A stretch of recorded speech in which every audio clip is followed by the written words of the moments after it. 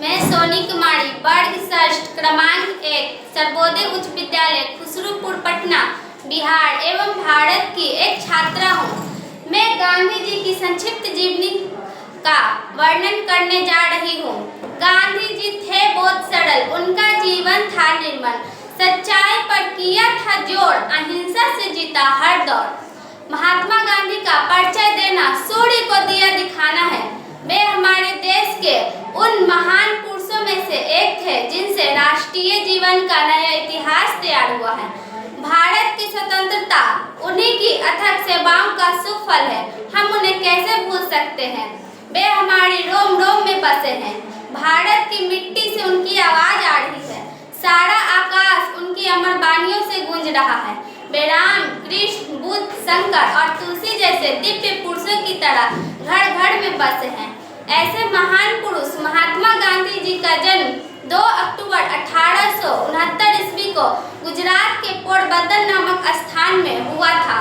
गांधी जी अपने 3 भाइयों में सबसे छोटे भाई थे। उनके पिता करमचंद गांधी राजकोट रियासत के दीवान थे।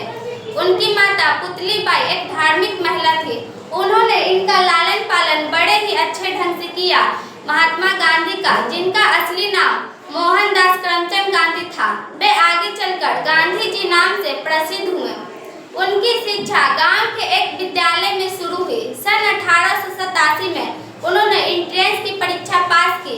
वे पहले पढ़ने लिखने में बहुत तेज नहीं थे। उन्होंने स्वयं लिखा है, मैं बहुत छेपू लड़का था, मेरी किसी से मित्रता नहीं थी, विद्यालय में अपने काम से काम रखता, घंटी बजते ही विद्यालय पहुंच जाता और बंद होते ही घर चल देता। किसी अन्य लड़के से बातें करना मुझे अच्छा नहीं लगता था, क्योंकि मुझे डर लगा रहता कि कहीं कोई मुझसे दिलगी ना कर बैठे।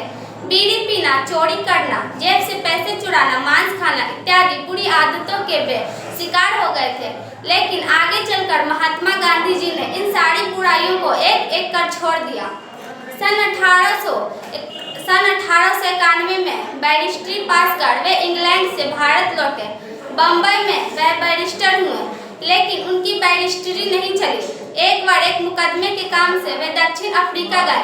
वहां उन्हें बड़ी बड़ी मुसीबतों का सामना करना पड़ा। वहां उन्होंने देखा कि भारतीयों के साथ अच्छा व्यवहार नहीं हो रहा है। गांधी जी को बड़ी ठेस पहुंची। उन्होंने वहां सत्याग्रह आंदोलन शुरू किया और उन्हें सफलता भी मिली। गांधी जी सन 1914 में भारत लौटे। उन्होंने देश की गरीबी और गुलामी देखी, अंग्रेजों का अत्याचार और उनका मनमाना शासन देखा। उनकी आंखें खुली और उन्होंने देश सेवा का व्रत लिया। देश को अंग्रेजों से आजाद कराने की प्रतिज्ञा की, तब जुट गए इस महायज्ञ में। सन 1917 से वे अंग्रेजों के अत्याचारों का खुलकर विरोध करने लगे। चंपारण में उन्होंने पहला सत्याग्रह आंदोलन शुरू किया। सन 1921 में असहयोग आंदोलन शुरू किया। वे किसान के नेता बने, देश के कोने कोने में गए, जनता ने भी उनका स्वागत बड़े ही सम्मान से किया। फिर सन 1942 की महान क्रांति हुई। करो या मरो के नारे से सारा देश जाग पड़ा। गांधी जी के साथ बहुत से नेता जेलों में बंद कर दिए गए, लेकिन जनता रुकी नहीं, झुकी नहीं, उन्होंने हिम्मत नहीं हारी। अंत में अंग्रेजों को लाचार होकर 15 अगस्त 1947 ईस्वी को भारत को आजाद करना पड़ा। लेकिन जाते जाते वे देश को 2 टुकड़ों भारत और पाकिस्तान में बांट गए। इससे गांधी जी बड़े दुखी हुए। देश को आजाद कराने वाले राष्ट्रपिता बापू को देश के एक अभागे नाथूराम गोडसे ने 30 जनवरी 1948 की शाम को पिस्तौल चलाकर मार डाला। उनकी मृत्यु पर पूरे संसार में शोक मनाया गया। लॉर्ड माउंटबेटन ने एक भविष्यवाणी की थी कि भारत असल में विश्व ऐसे व्यक्ति को युगों तक नहीं देख पाएगा। उनकी मृत्यु से राष्ट्र में एक खालीपन आ गया।